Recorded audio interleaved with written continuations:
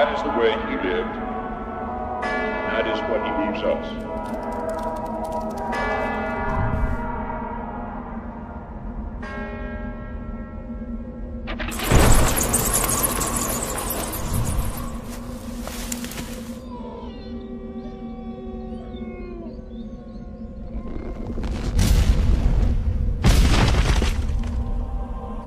Welcome to my channel Kashaf files पुरअसरार कहानियाँ।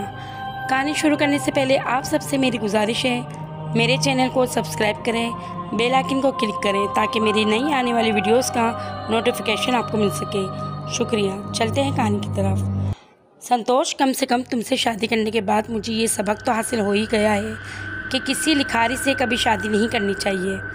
शालिनी ने अपनी बेटी विशाली के कपड़े बदलते हुए कहा। क्यों नहीं करनी चाहिए? संतोष, जो अपने लैपटॉप पर नज़रें जमाए बैठा था, नज़र हटाई बगैर शरारत भरे लहजे में मुखातिब हुआ।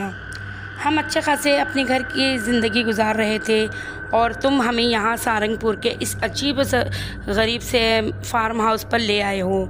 शालिनी, जो कि अब रुशाली की जैकेट के कॉलर दुरुस्त कर रही थी, गोया हुई। मेरी प्यारी पत्नी, एक लिखारी के लिए ऐसा माहौल तो किसी नेमत से कम नहीं है। तुम देखो तो सही किस कदर खामोशी है यहाँ।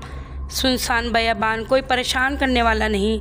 उधर वो दिल्ली की ट्रैफिक और इसका शोर, भगवान बचाए इससे तो।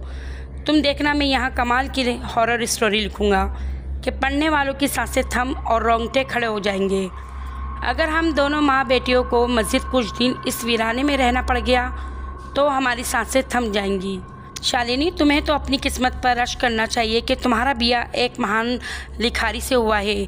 पता है एक लिखारी का IQ लेवल का एक साइंसदान जितना होता है। पति देव जी, फिर कमाई भी तो साइंसदान जितनी होनी चाहिए ना। बड़े आए स्टीफन किंग। शालिनी ने मुंह बसोड़ते हुए कहा। अच्छा सुने, अगर लिखने से थोड़ी फुर्सत मिले तो वो हाल वाले घड़ियाल को ज़रा सरकार के कोने में लगा दीजिएगा। मुझसे तो नहीं हुआ, बहुत ही वज़नी है। मैं इतनी देर में आपके लिए कॉफ़ी बनाकर लाती हूँ। रुशाली और संतोष कोई 3 दिन कबल ही इस फार्म हाउस में ले आए थे। संतोष एक स्ट्रगलिंग स्क्रिप्ट राइटर था। वो आज तक बड़ा काम करने की आस में छोटे मोटे स्क्रिप्ट लिखकर ही अपना गुजारा करता आ रहा था। संतोष को हाल ही में एक बड़े प्रोडक्शन हाउस की तरफ से स्क्रिप्ट लिखने का कहा गया था, जिसका इसने तगड़ा एडवांस भी ले रखा था। संतोष चाहता था कि वो इस काम को पूरा करने के लिए कहीं शहर से दूर निकल जाए, जहां वो दुनियावी झमेलों से दूर रहकर अपना काम पूरी यकसोई से मुकम्मल कर सके। ये आलीशान फार्म हाउस संतोष के जिगरी दोस्त विशाल का था, जो खुद कभी कभार ही यहाँ चक्कर लगाता था, लेकिन ज़्यादातर ये फार्म हाउस बंद ही पड़ा रहता था।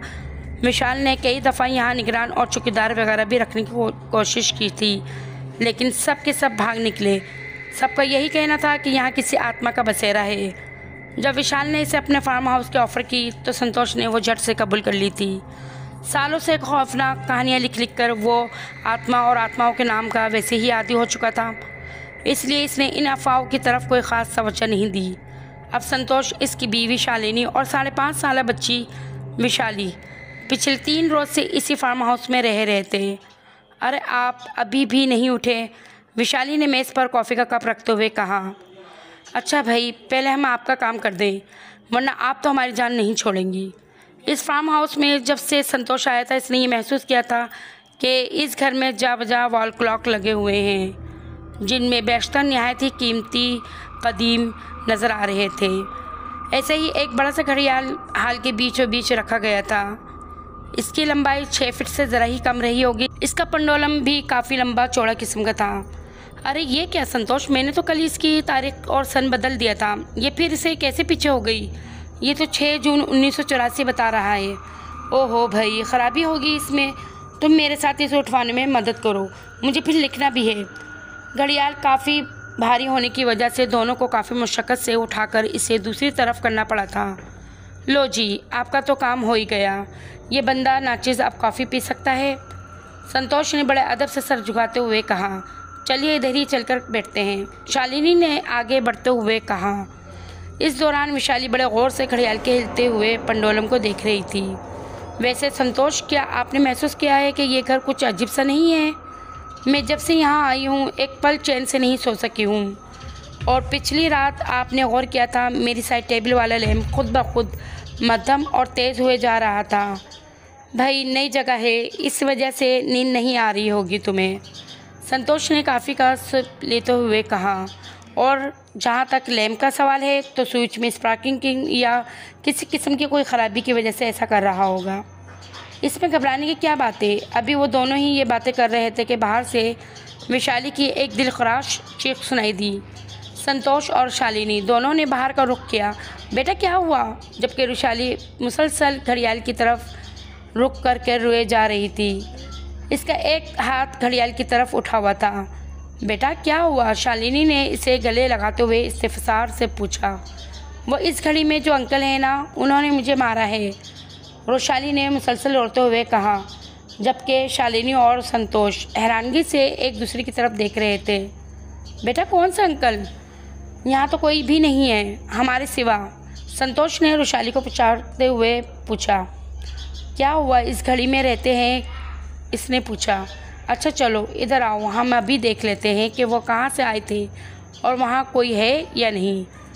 संतोष ने पंडोलम वाला दरवाज़ा हटाकर देखा तो वहाँ कुछ भी नहीं था। संतोष की जैसे ही घड़ियाल की तारीख पर नज़र पड़ी तो वो फिर से 6 जून 1984 बता रही थी, जिसे कुछ देर पहले शालिनी ने दोबारा से ठीक कर दिया था। शालिनी, मुझे लगता है वैशाली को कोई गलतफहमी हुई है। आज के बच्चे भी कार्टूनों की दुनिया से तो बाहर निकलते नहीं हैं। इनके जहन पर ज़रूर कोई ना कोई कार्टून कैरेक्टर सवार रहते हैं। ऐसा करो, इसको तुम ले जाकर बेडरूम में सुला दो, मुझे अभी भी कहानी में मुकम्मल करनी है, संतोष ने कलाई घड़ी देखते हुए कहा। और शालिनी वैशाली को उठाकर बेडरूम की तरफ चल दी। संतोष एक दफ़ा फिर लिखने के लिए अपने लैपटॉप के आगे बैठ चुका था। अभी वो 2-3 लाइनें ही लिख पाया था कि इसे घड़ियाल वाले कमरे से एक तेज़ चरचराहट की आवाज़ सुनाई दी। संतोष के माथे पर शक्लें उभर आई थी। शालिनी और वैशाली अगर होती तो वो इस कमरे से गुजरती, लेकिन ऐसा तो कुछ नहीं हुआ था।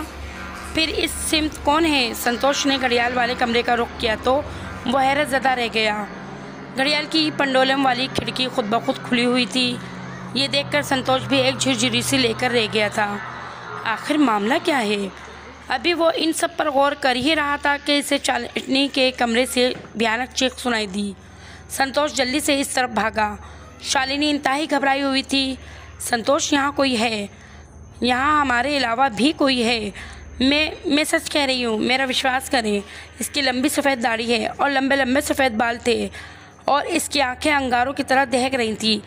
हमें फ़ौरन यहाँ से निकल जाना चाहिए, मुझे कुछ ठीक नहीं लग रहा है। अच्छा बाबा, हम सुबह होते ही चले जाएंगे।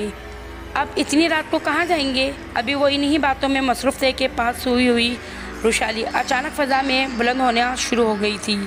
कोई 1-2 फीट बुलंद होने के बाद किसी ने इसे बुरी तरह से नीचे ज़मीन पर पटक दिया था और इसके माथे पर से बुरी तरह से खून निकलने लगा और वो तकलीफ़ से चिल्ला रही थी। संतोष, तुम कुछ करते क्यों नहीं हो? अब देख लिया ना अपनी आंखों से, ये सब इस घड़ियाल की वजह से हो रहा है। ये कोई आम सा घड़ियाल नहीं, खूनी घड़ियाल है। देखो वैशाली के माथे से किस तरह से बुरी तरह खून निकल रहा है।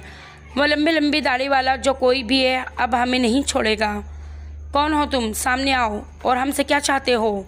संतोष बुरी तरह से चिल्ला उठा था, लेकिन इसकी आवाज़ में खौफ नुमाया था। तुम्हारी पत्नी ने इस घड़ियाल की तारीख बदलकर अच्छा नहीं किया। मुझे जहर लगते हैं वो लोग जो मेरी चीज़ों को हाथ लगाते हैं। अब तुम्हें इसका अंजाम भुगतना होगा। अचानक एक कड़क और भारी आवाज़ सुनाई दी। संतोष ने डर के मारे जल्दी से वैशाली को उठाया और शालिनी से मुखातिब हुआ। हमें जल्दी से यहाँ निकलना होगा। इन दोनों ने बाहर के दरवाजे की तरफ दौड़ लगा दी थी, लेकिन जैसे ही वो दरवाजे के करीब पहुँचे, दरवाज़ा एक ज़ोरदार आवाज़ के साथ बंद हो गया था। अचानक संतोष को अपनी टांगों में कुछ सरसराहट से महसूस हुई। अगले ही लम्हे किसी ने एक झटके से संतोष को ज़मीन बोझ कर दिया था और वो अब फर्श पर खुद ब खुद सरकता जा रहा था, जैसे कोई गैर मरई कुव्वत इसे मुसलसल अपनी तरफ खींचे जा रही थी। इसका रुख घड़ियाल की तरफ ही था। शालिनी, तुम वैशाली को लेकर भागो, संतोष ने चिल्लाते हुए कहा। लेकिन शालिनी जो कि तू बुत बनी खड़ी रही थी, जैसे इस पर किसी ने अमले तनमीम कर दिया हो। फिर अचानक इसे जैसे होश आ गया हो। इससे पहले कि बहुत देर हो जाती, वो फ़ौरन संतोष की जानिब भागी। शालिनी, जाओ अपने कमरे में से संदूर उठा के लेकर आओ जो हमने काली माता के मंदिर से लिया था, जल्दी, और मेरे इर्द गिर्द छिड़क दो। शालिनी ने लम्हे की ताखीर किए बगैर अपने कमरे का रुख किया और दराज से संदूर निकालने लगी। इसने फ़ौरन से डिबिया उठाई और बिना देरी किए इसे संतोष के इर्द गिर्द फेंकना शुरू कर दिया। लम्हा भर के लिए पूरे कमरे की फ़ज़ा लाल हो गई थी। हैरत अंगेज़ तौर पर संदूर फेंकते ही हवा का एक मरगोला सा घड़ियाल से निकलकर खिड़की से बाहर की तरफ निकल गया था। संतोष का तना हुआ जिस्म एकदम से ढीला पड़ गया था। शालिनी ने जल्दी से संतोष को उठाया और इसकी टांग पर अब भी पूरी तरह दबाव नहीं पड़ रहा था। शालिनी, तुम रुशाली को उठाओ, हमें यहाँ से निकलना होगा, हम मस्जिद यहाँ नहीं रोक सकते। रुशाली ने जैसे ही बाहर का दरवाज़ा खोला तो वो खुलता चला गया। तीनों के तीनों गाड़ी में बैठते ही संतोष ने इसे स्टार्ट किया और इनका रुख दिल्ली की तरफ कर दिया। अगली सुबह संतोष ने विशाली से मिलकर रात वाला सारा वाक़या सुनाया कि किस तरह वो अपनी जान बचाकर भागने में कामयाब हुए थे। आपने घड़ियाल और बाबा का जिस तरह का हुलिया जिक्र किया है वो मेरे दादा प्रशांत का है, जो 6 जून 1984 में असल में मेरे दादा प्रशांत वर्मा के देहांत का दिन है। मेरे दादा को घड़ियाल जमा करने का जुनून की हद तक शौक़ था। वो कदीम घड़ियों के शदाई थे और जिस घड़ियाल की आप बात कर रहे हो इससे तो इन्हें बला का इश्क था और जिस चीज़ से व्यक्ति को लगाव हो इसकी आत्मा मरने के बाद भी इसमें बसी रहती है। वो शायद मेरे दादा प्रशांत वर्मा ही थे। इन्हें तुम्हारा इस घर में ठहरना और ख़ासकर इस घड़ियाल से छेड़छाड़ करना पसंद नहीं आया। शुक्र है तुम लोगों की जान बच गई। मेरे दादा ने बहुत हौसली तबीयत के मालिक थे। वो अपनी तमाम घड़ियों को खुद साफ़ करते और इन्हें बड़ी हिफाजत से रखते थे। मैं इनके होने वाले वाक़यात पर आपसे बहुत शर्मिंदा हूँ। विशाल ने हाथ जोड़ते हुए कहा, नहीं, तुम्हें शर्मिंदगी में होने की कोई ज़रूरत नहीं, बल्कि इस वाक़े ने तो मेरी कहानी मुकम्मल कर दी है जिसे मैंने लिखने के लिए वहाँ गया था। अब मेरे पास एक बेहतरीन कहानी मौजूद है। ये कहते हुए संतोष ने विशाल को एकदम गले से लगा लिया। तो नाज़रीन, आप लोगों को मेरी कहानी कैसी लगी? आप लोगों को कहानी पसंद करने का बहुत बहुत शुक्रिया। अल्लाह हाफिज़।